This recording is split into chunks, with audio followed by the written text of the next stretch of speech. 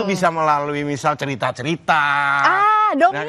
Dongeng. Itu yang penting. Setuju banget, karena kan dongeng itu nggak cuma jadi media penyampaian pesan. Betul. Tapi dongeng ini bisa meningkatkan kemampuan berbahasa. Imajinasi, imajinasi, kemampuan berpikir. mempererat hubungan orang tua sama anak. Betul sekali, dan juga memberi pekerjaan pada bapaknya. Bener banget. Daripada bapaknya itu nongkrong di nggak jelas di kampung, Mendingan pulang baca. di rumah ceritain anak dongeng, termasuk saya ini. Makanya contohin, coba-coba ada dongeng Nih, apa? dongeng kebetulan saya ini Akbar? bawa buku, ini sebuah buku cerita dongeng-dongeng ini udah saya siapkan. Sampai berdebu begitu udah Ini lama buku nggak tua. dibuka. Ini buku Udah tua. lama nggak dibuka. Ini buku tua yang saya temukan di gudang. Ini penerbitnya Gramedia, dia. Ya, Tunggu. Ayo kayak gimana? ini kayak nih ya, gimana? ini salah satu yang cerita favorit yang sering saya dongengkan pada anak saya. Lihat dandanan saya dong. Oh iya ya, Ya udah kan? kayak jumbo banget Iya, ya, jumbo versi mini. Jumbo tapi bukan yang ST ya. Kan ada yang viral tuh selain Iya, Jumbo film iya. animasi, Jumbo ST 3.000.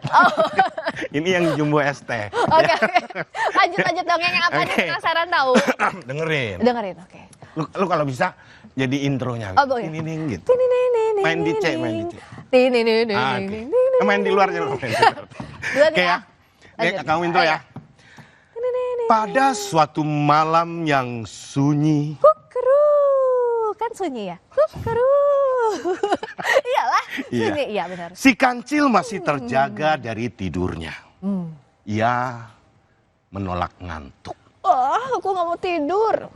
karena perutnya keroncongan, Kerubuk. dangdutan, dan juga rock'n'roll. Jing.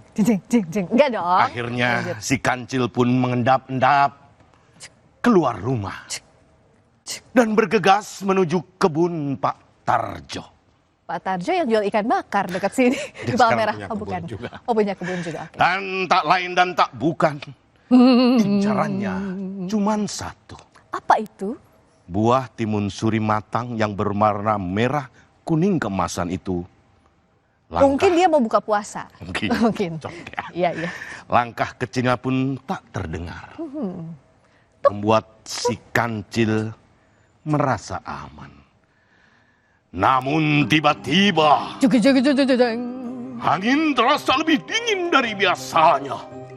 Tunggu. Dan suara binatang malam semakin riuh bersautan. Lah. Dan benar saja, dari balik rimbunnya pohon terdengar suara dan muncul sesosok.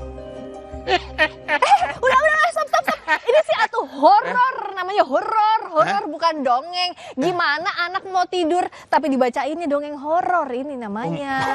Ini nggak pas ya buat Nggak anak-anak. pas. Nggak cocok gitu ya. Karena memang ini, oh iya, ini adalah kolaborasi cerita anak dan horor. Ini buku kolaborasi cerita anak dan horor. Tahu apa? Apa tuh namanya? Kan ada hantu namanya kuntilanak. Ini kancilanak. Nggak perlu collab. Kalau collab nanti Ini collab antara kuntilanak dan cerita kancil, jadinya kancilanak. Jangan dong, nanti anaknya nggak bisa cepet tidur, malah Nggak, justru dia akan, ketakutan. karena takut dia akan memejamkan mata. Iya sih cepet tidurnya, tapi kan Ya. jangka panjangnya, kebayang nggak sih anak jadi penakut, sering cemas, bahkan bisa jadi ada potensi gangguan trauma dan fobia, itu yang jangan. Makanya udah, daripada salah-salah mendingan udah di segmen berikutnya kita bakal ngobrol sama sosok pejuang literasi, Nah, biar kita ini. makin paham pentingnya literasi dalam proses tumbuh kembangnya anak nih. Dia udah pakai ala-ala jumbo, Jumbo, dongengnya, jumbo. walaupun mini.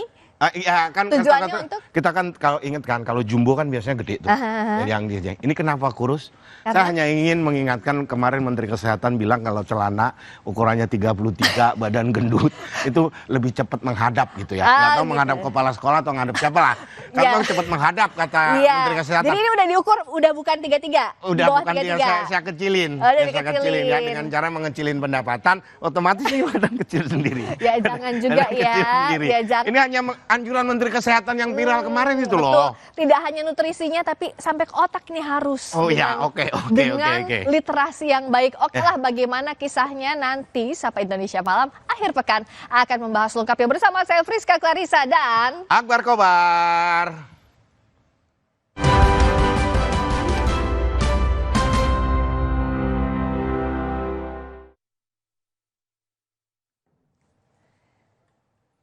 Kita ke informasi pertama, saudara. Penggugat UGM soal ijazah Presiden ke-7 RI Joko Widodo, Komardin, akan membawa sejumlah bukti, salah satunya video pengakuan Jokowi terkait Kasmojo yang merupakan dosen pembimbing skripsi Jokowi dalam sidang 22 Mei nanti. Selain itu, ia juga membawa bukti video yang memperlihatkan salah seorang yang memfoto skripsi Jokowi. Komardin menggugat UGM termasuk pimpinan universitas, dekan Fakultas Kehutanan, Kepala Perpustakaan hingga pembimbing akademik saat Joko Widodo berkuliah ke Pengadilan Negeri Sleman. Kayak kemarin saya ambil insert satu. Media cetak dan dari YouTube sebagai bukti itu yang kami bawa. Oke, video apa itu Pak? Seperti apa? Di situ kan ada macam-macam, seperti ada videonya Jokowi yang mengatakan bahwa Kasmojo pembimbing kami, pembimbing skripsinya. Kemudian adalah berita lagi bahwa Kasmojo itu bukan pembimbing skripsi. Nah, itu. Polemik keaslian ijazah Joko Widodo tidak berdampak secara kelembagaan bagi Universitas Gadjah Mada Yogyakarta. Namun diakui oleh Wakil Rektor UGM Ari Sujito, polemik ijazah Joko Widodo banyak menyita tenaga dan waktu bagi para pemegang otoritas kampus.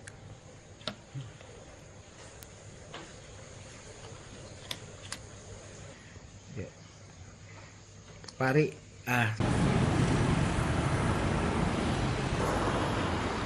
kita tidak terganggu, kegiatan belajar mengajar juga tidak kemudian mengalami kesulitan, enggak.